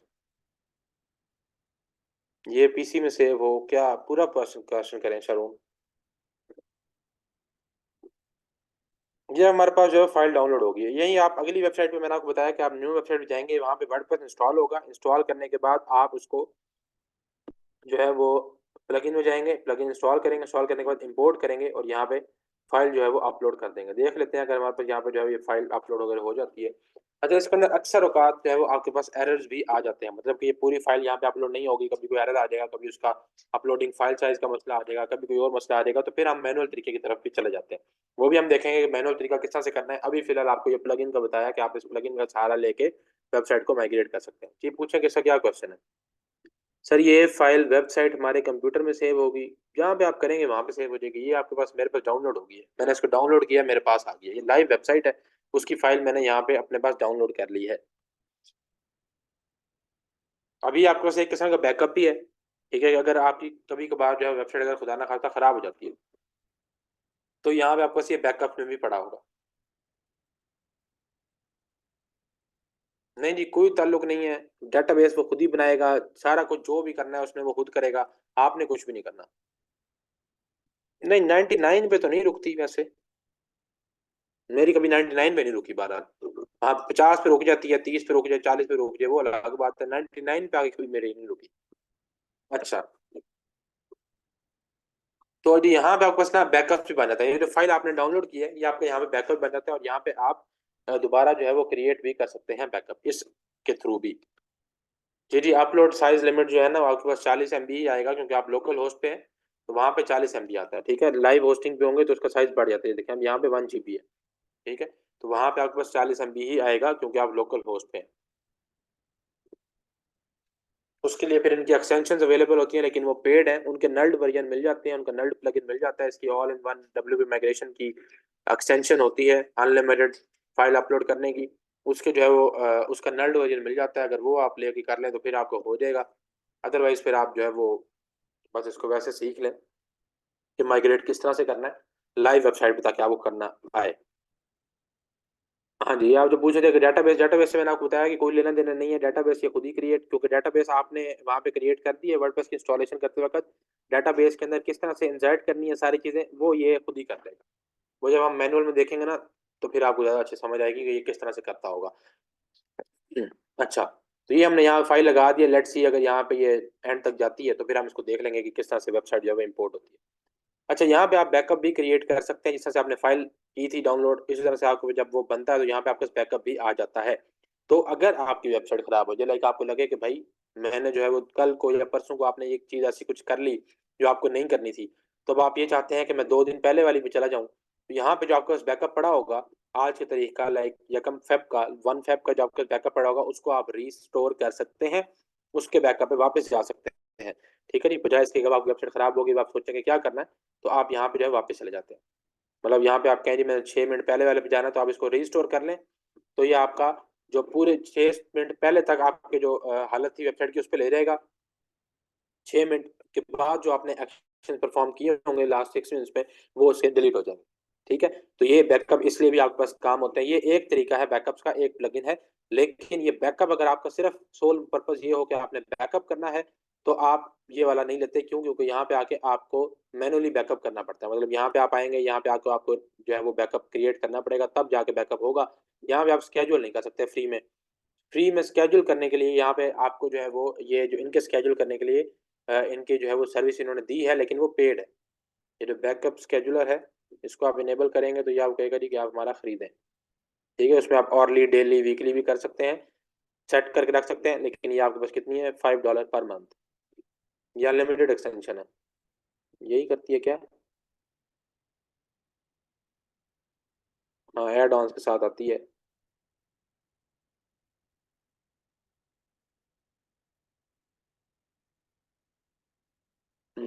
Backup from server, restore करती है, रिमूव अपलोड लिमिट्स।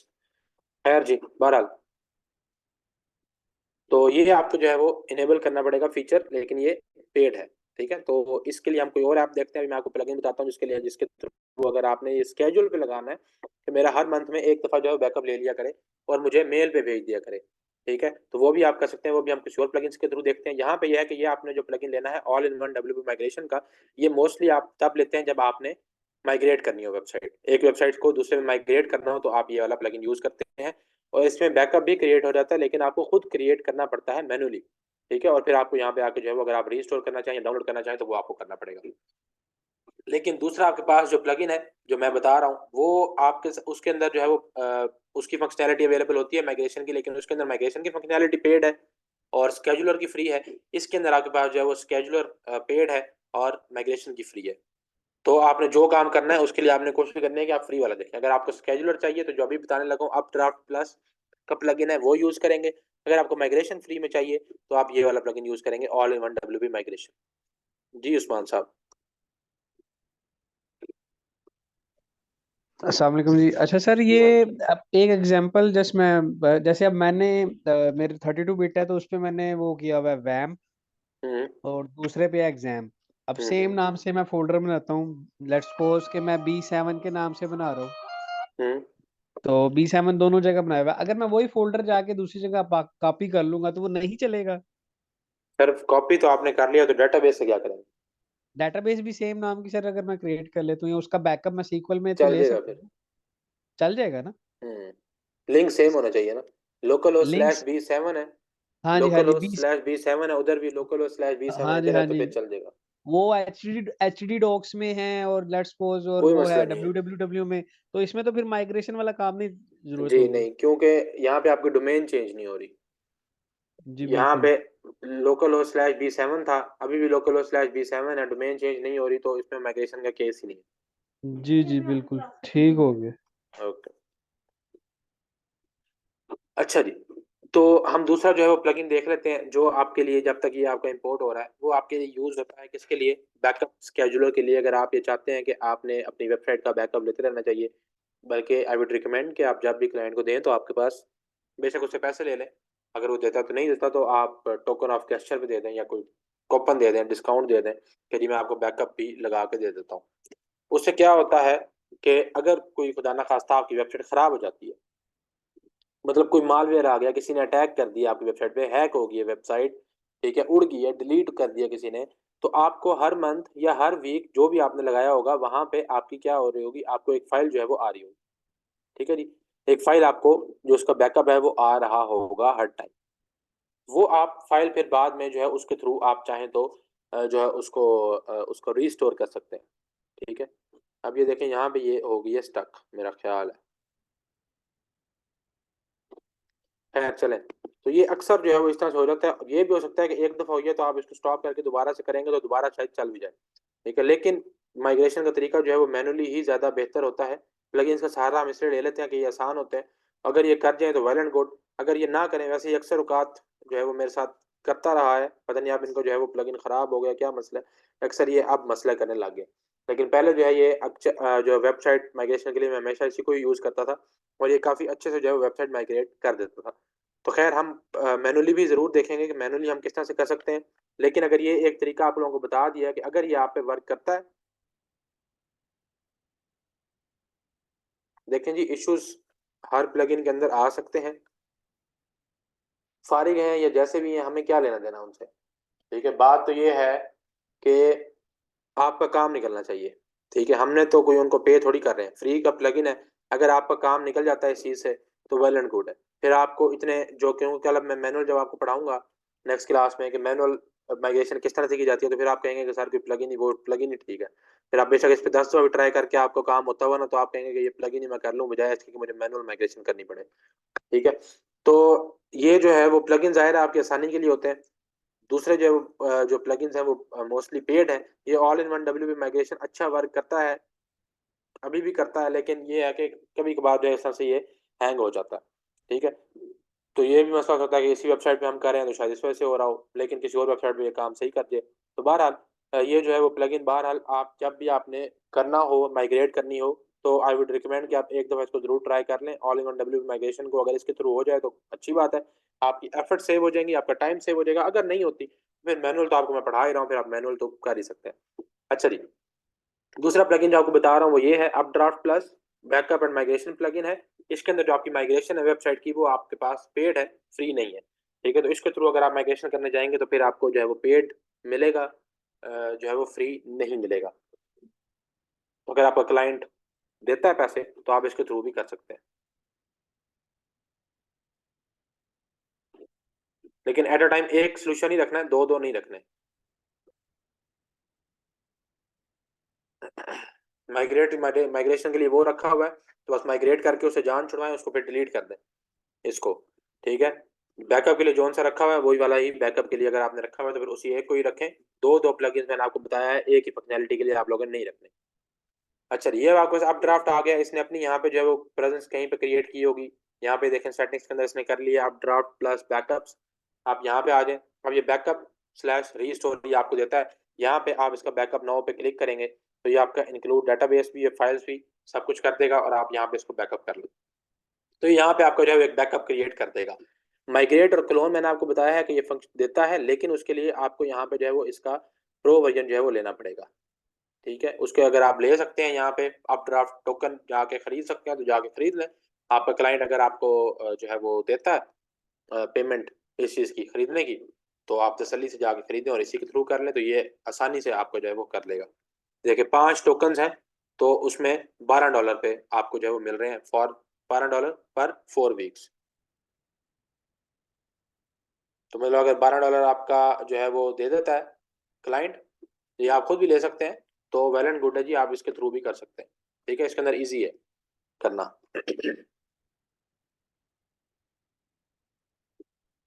नहीं, नहीं मंथली अपडेट नहीं करता रहेगा, माइग्रेट करने की बात कर रहा हूँ, बाकी बैकअप मंथली खुद लेता रहेगा। माइग्रेट एक दफ़ा करके छोड़ देगा बस, जब आप करेंगे माइग्रेट। अब यहाँ पे मतलब आपने बैकअप ले लिया एक दफ़ा, ये अब आपका एक बैकअप आ गया। अब इसको आप चाहें तो रीस्टोर कर सकते हैं। रीस्टोर का मतलब क्या है कि भाई मेरी वेबसाइट हो गई है खराब, मैंने कोई एक्शन परफ़ॉर्म किया, कुछ प्लगइन किया, उसके अंदर एरर था, मेरी वेबसाइट पूरी खराब हो गई। अब मैं यहाँ पे जब जाके रीस्टोर करूँगा ना, तो ये फरवरी 1 पे मेरी वेबसाइट बाकी वापस चली जाएगी। अगर मैंने 3 फरवरी को या 5 फरवरी को जाके वो प्लगइन इंस्टॉल किया है, जिसने मेरी वेबसाइट खराब की है, तो वो 1 फरवरी को तो नहीं था। तो 1 फरवरी को जब आप रीस्टोर करेंगे, तो वो प्लगइन वगैरह और उसकी जो सारी चीज़ें होंगी, वो डिलीट हो चुकी होंगी। फिर आपकी फ़ेब 1 फ़ेब वाला समझिए कि बैकअप आ जाएगा। बाकी चीज़ें आपकी जो अगले आपने 4 दिन में की होंगी 5 फरवरी तक, वो डिलीट हो जाएँगी। सिर्फ़ जो यकम फरवरी तक आपकी वेबसाइट की हालत थी, वो वैसी वापस आ जाएगी। तो ये बेसिकली बैकअप्स का फ़ायदा होता है कि आप उनके थ्रू जो है वो रीस्टोर कर सकते हैं। डेटाबेसेस भी हैं आपके पास, यहाँ पे डेटाबेस का भी डेट होगा, प्लगइन्स का भी है, चाहे तो थीम्स का सेपरेट भी है, अपलोड्स भी हैं, मस्ट यूज़ प्लगइन्स हैं, ये सारी चीज़ें आपके पास सेपरेट जो भी होती हैं, इन सेपरेट को भी आप चाहें तो डाउनलोड इनकी फ़ाइल जो है वो कर सकते हैं। डेटाबेस की फ़ाइल सेपरेट कर लें, प्लगइन्स की सेपरेट कर लें, इनको भी कर सकते हैं, इसको आप डिलीट भी कर सकते हैं और इसको रीस्टोर भी कर सकते हैं। और इसको आप यहाँ पे जो है वो रीस्कैन भी कर सकते हैं, रीस्कैन कर सकते हैं, अपलोड बैकअप फाइल्स भी कर सकते हैं। जी एहसान साहब।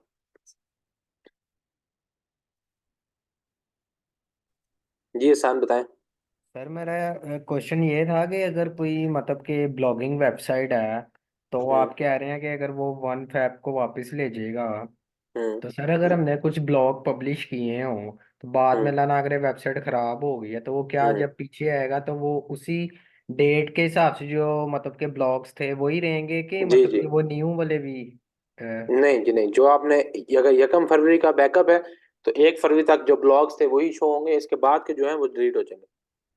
नहीं तो सर इस तरह फिर एसईओ में इशू नहीं आ जाएगा अगर इंडेक्सिंग हुई हो तो सर फिर आप क्यों खराब कर रहे हैं वेबसाइट अपनी? नहीं सर आप ये एक आप क्वेश्चन था, मैं पूछ रहा हूँ वैसे, सॉरी। यार असल में ना ऐसे होता है कि जो वेबसाइट ना आपकी जो, जिसको आप ज्यादा जो चल रही होती है ना वेबसाइट, फिर उसका ना जी आप जी। डेली बैकअप ले रहे होते हैं।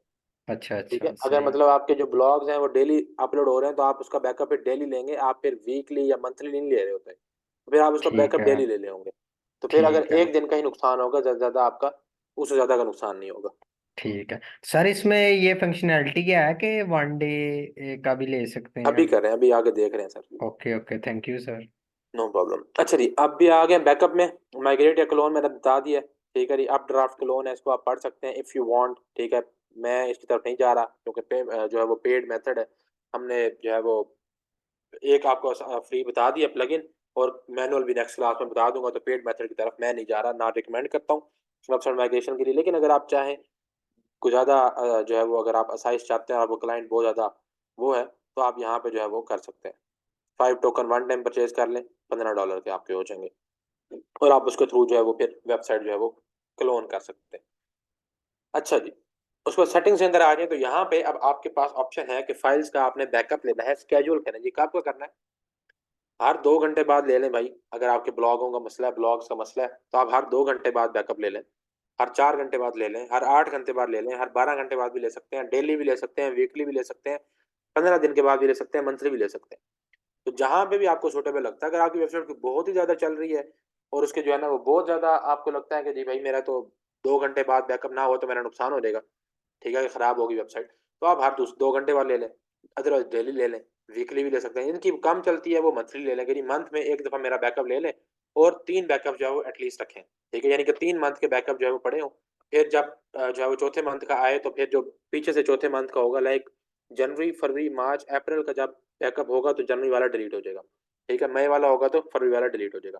और डेटाबेस का बैकअप स्केड्यूल कब करना है वो भी आप बता दें, मंथली कर दें वो भी। ठीक है, और आपके पास यहाँ पे रिमोट स्टोरेज का ऑप्शन भी अवेलेबल है कि बैकअप यहाँ पे सिर्फ नहीं लेगा, आप इसको जो है, आप वो ऑल इन वन वाला तो बैकअप यहीं पे पड़ा था, या तो आप इसको डाउनलोड कर सकते हैं मैनुअली। अदरवाइज यहाँ पे ये है कि आप यहाँ पे मेल पे भी करवा सकते हैं कि भाई मुझे यहाँ पे ईमेल कर दिया जाए बैकअप, तो वो आपको जैसे ही ये बैकअप लेगा, बैकअप की फाइल भी आपको साथ में ईमेल कर देगा। दूसरा, आप यहाँ पे जो है वो ड्राइव के भी करवा सकते हैं। ठीक है, कि जैसे ही ये बैकअप ले तो आपकी ड्राइव पे अपलोड कर दे, गूगल ड्राइव पे अपलोड कर दे, वन ड्राइव पे अपलोड कर दे, तो बैकअप लेके आपकी वो ड्राइव पे रख पाता रहेगा। जब आपको चाहिए होगा तो आप उधर से यूज कर सकते हैं। और बैकअप्स में क्या क्या होना चाहिए इंक्लूड, वो आप यहाँ पे बता देंगे। कुछ एक्सक्लूड करना है तो वो भी बता सकते हैं। मस्ट यूज प्लगइन है, कोई अदर डायरेक्टरीज हैं वो भी बता सकते हैं। ठीक है जी, डेटाबेस इंक्रिप्शन फ्रेज है, ये आपके पास प्रीमियम में है। और ईमेल आप कर सकते हैं कि भाई आपको रिपोर्ट भी सेंड होती रहे इस ईमेल पे कि भाई आपका बैकअप ले लिया, तो बेसिक रिपोर्ट है वो भी सेंड हो जाए। और एक्सपोर्ट सेटिंग्स है वो आप यहाँ पे देख सकते हैं। तो ये आपके पास सेटिंग्स है नहीं यहाँ पे बैकअप की, कि आप इनको जो है वो स्केड्यूल कर सकते हैं, 2 घंटे का भी, 4 घंटे का, वीकली का, डेली का, 15 डेज का, या मंथ का, जब आपको चाहें आप कर सकते हैं।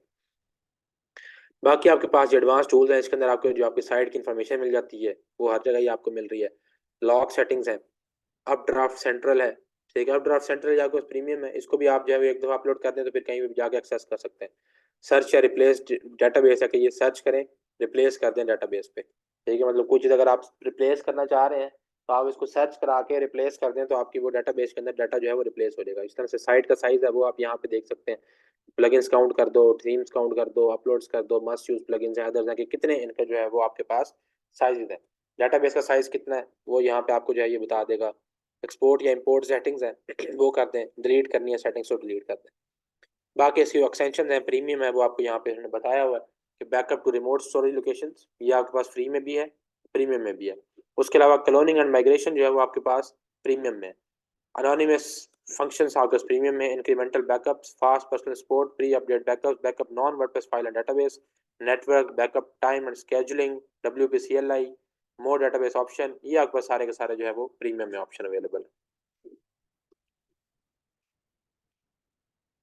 यार ये ड्राइव ही है बेसिकली, और कुछ भी नहीं है ड्रॉप बॉक्स। ये ड्रॉप बॉक्स भी एक किस्म की ड्राइव ही है, आपके पास स्पेस है जहाँ पे आप अपना डाटा वगैरह रख सकते हैं। मैंने कभी यूज नहीं की वैसे। अच्छा जी, अब ये हमने जो है वो दो चीजें पढ़ ली हैं।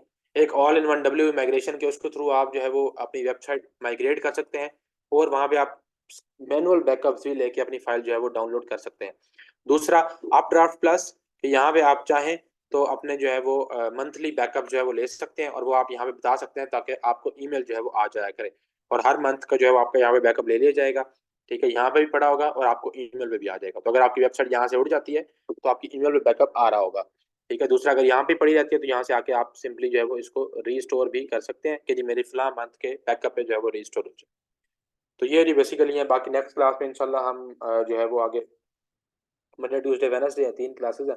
एक में तो हमने फ्रीलांस करना है वेडनेसडे वाली क्लास में, तो जो मंडे ट्यूसडे है उसके अंदर हम जो है वो ये माइग्रेशन जो मैनुअल है वो देख लेंगे, साथ में हम एसईओ देख लेंगे, और फिर हम ट्यूसडे वाली क्लास में जो है वो स्पीड ऑप्टिमाइजेशन प्लस सिक्योरिटी जो है वो देख लेंगे।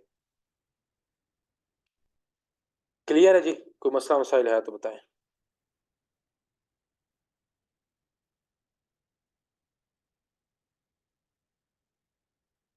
हाँ जी, कोई क्वेश्चन है, कोई कंफ्यूजन है तो बताएं जी।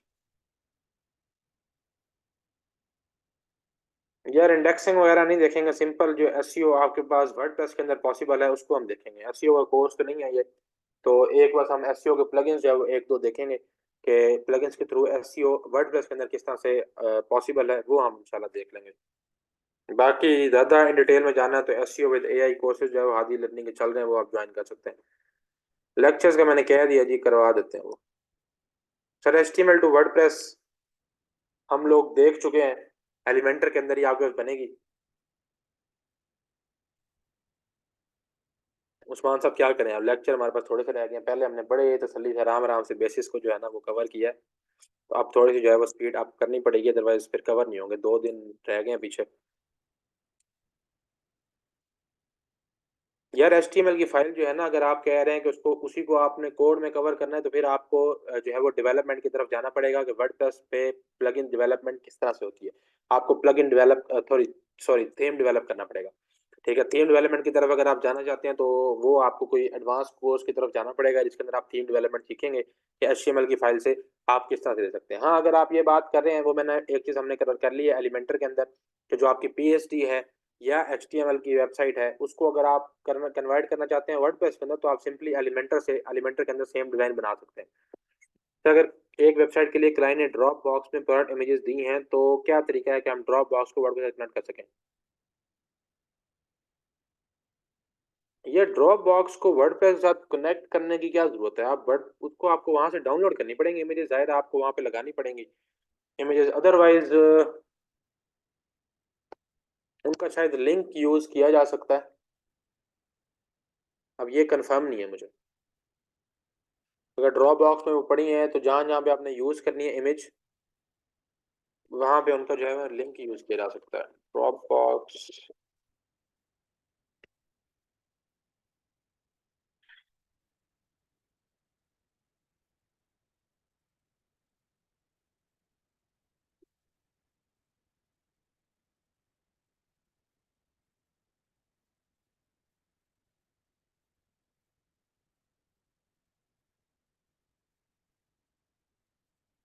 नहीं यार, इसका मेरा नहीं ख्याल कि पॉसिबल है कि आप वहां से इमेजेस जो है ना वो लिंक हो सकता है कि अगर आपने जो है वहां पे जो है वो ये हो सकता है, पॉसिबिलिटी निकल सकती है कि आप वहां पे जाके जो इमेज आपने पेस्ट करनी है वो जो जहाँ पे लगानी है उसका आप वो लिंक शेयर करते हैं जो ड्रॉप बॉक्स में। अदरवाइज उसने ड्रॉप बॉक्स में अगर आपके साथ शेयर किए तो आप वहां से डाउनलोड कर लें इमेजेस, और आपको फिर वो जहाँ जहाँ पे आपने यूज करनी है जो सी इमेज वो आपको अपलोड ही करनी पड़ेगी।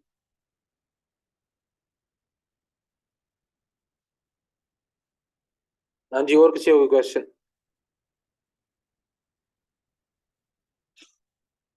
ये अटेंडेंस कर लेते हैं, किसी और क्वेश्चन कोई कंफ्यूजन कोई क्यूरी है तो बताएं।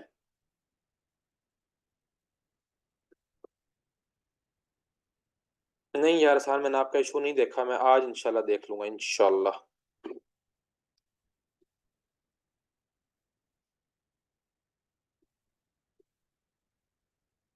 चलें जी अटेंडेंस बता दें जिन जिनकी रहती थी। तकी साहब आपने अगर लगवाई है तो लगा दी होगी, रोज आप आके पूछते हैं। मैंने आपको एक दफा बताया है कि सर आपने एक दफा नाम लिख देना, आपकी अटेंडेंस लग जाएगी। आपने नाम लिख दिया था तो आपकी अटेंडेंस लग गई है। रोज रोज एक ही बात करते हैं आप आके, क्यों इतना ऑब्सेस्ड हैं अटेंडेंस के साथ? एक स्टूडेंट ने लेट आके अटेंडेंस लगवाई थी, वो भी दोबारा बता दें अगर वो है तो। टाइम देख लिया करें कि 10 मिनट से ऊपर हो गया तो फिर अटेंडेंस का टाइम नहीं है, आके नाम ना लिख दिया करें। कोर्स खत्म होने को आ गया, आप लोगों को समझ नहीं आई बात। जी जी लीव कर सकते हैं बिलाल।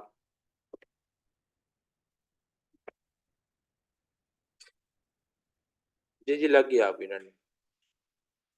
नहीं गुलशरी आपकी लग गई थी अटेंडेंस।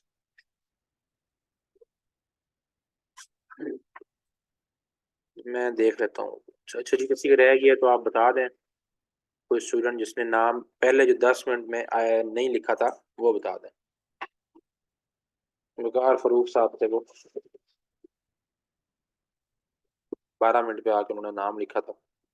चलो अच्छा जी, और कोई स्टूडेंट रह गया हो जी अटेंडेंस वाला? चलें ठीक है जी, थैंक यू सो मच। फिर इंशाल्लाह मुलाकात होती है आप लोगों के साथ मंडे को। ख्याल रखें अपना और असाइनमेंट वगैरह करें, फिर इंशाल्लाह मंडे को मुलाकात होती है।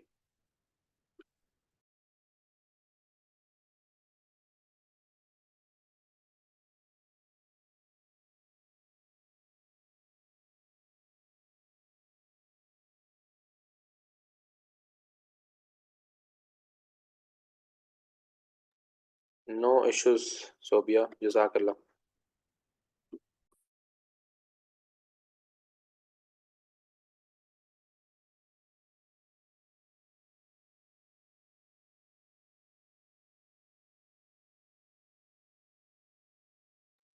जज़ाकल्लाह तकी साहब। ओके जी, अल्लाह हाफिज़।